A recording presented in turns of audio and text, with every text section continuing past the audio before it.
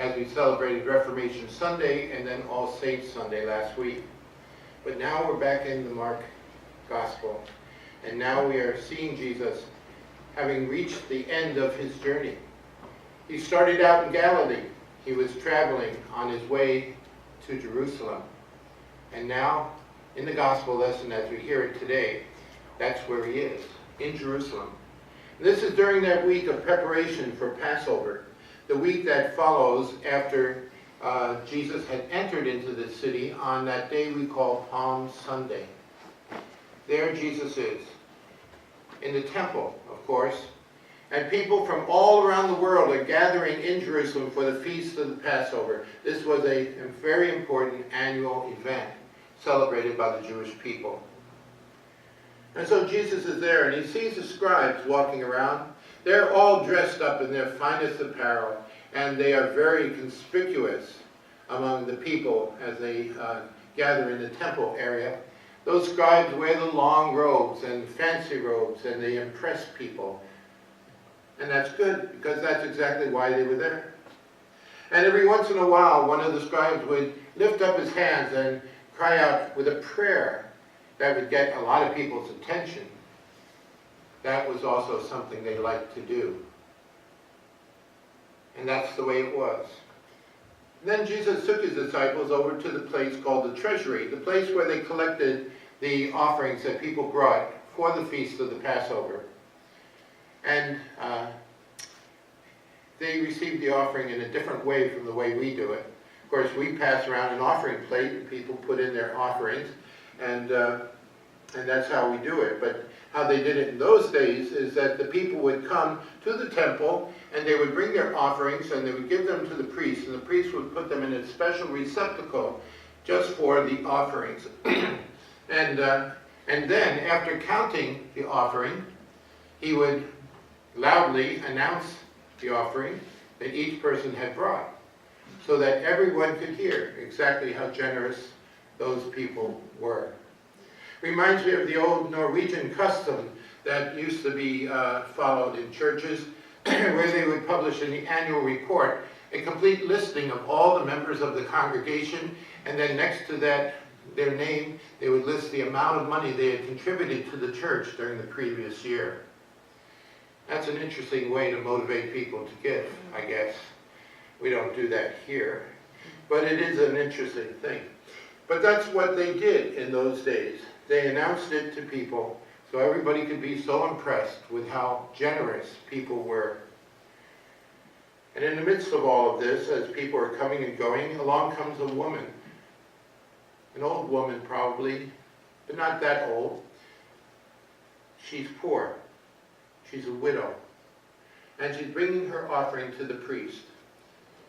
And she brings the offering of 2 copper coins. Put them together and you have 1 penny. That was it. And she gave it to the priest. Obviously, there was not going to be much attention given to that. The priest was not going to praise her for her generous offering, and probably no one even noticed. That is, no one except Jesus. But Jesus noticed what she did, and Jesus gathered his disciples together and said, "You see that? See that woman? See what she did?" Jesus saw her as a model giver. A model giver. Not because she gave only a penny to the offering there, or not because she was somehow giving on a regular basis like people do in church life today, but she was giving all she had. All she had for those 2 copper coins. That was everything she had to live on. That was her whole living. Yet to her, it was not a sacrifice, because a sacrifice would mean giving up something that you can afford to give up. For her, it was her entire living, her entire future. She had no future beyond that offering that day. It was an act of faith. And it came from a heart that was filled with love and gratitude to God. That's what her giving was all about. Those 2 coins were not the issue. The issue was her faith. And she trusted in God and was willing to give. Even though she knew that those half pennies would not count for much. Even though she knew she would not get any recognition or anybody would pay any attention to her, she simply wanted to give her thanks to God. And so she gave everything she had to live on. Now, when we hear this gospel lesson, we hear it during the month of November, and in many Lutheran churches at least, this is the month when churches have their annual stewardship drive. And so it's very tempting to preach about this particular text from the point of view of how you should make a pledge and give regularly to the church and that sort of thing. Some churches even publish the budget for the coming year as a way of motivating people, as though people give to pay for a budget. But that's not what this woman was doing. She was just giving a gift of love to God because she loved God. This is also Veterans Weekend, and this is a time when we honor those who are serving in our military forces and those who have served in the past.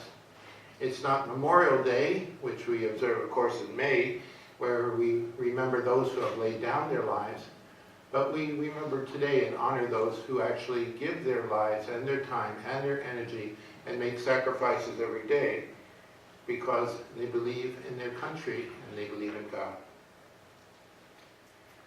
And so these two things coincide on this day as we hear the story about the woman who gave her all.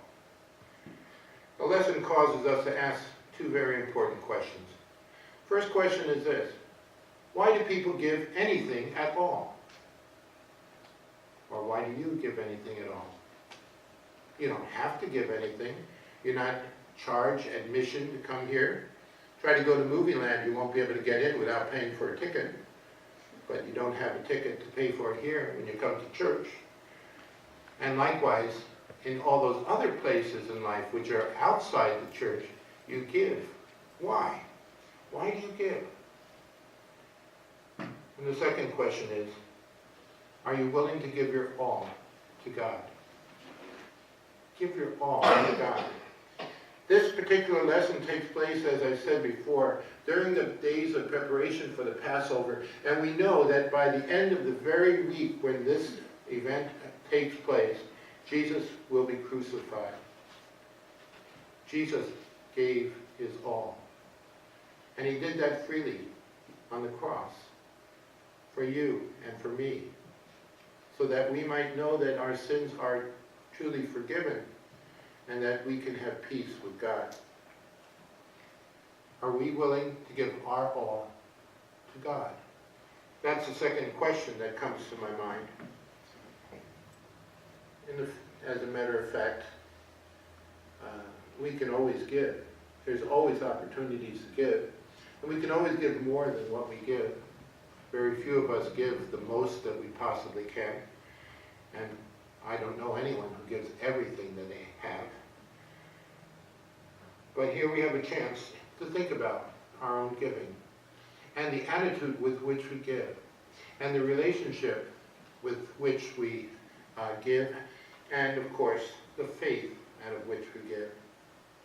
We give out of love, we give out of faith, and we give in hope that God will use our gifts that they might be a blessing to others. So why? Why do you give? That's a question I hope you'll think about. It means something to God that you give. What does it mean to you?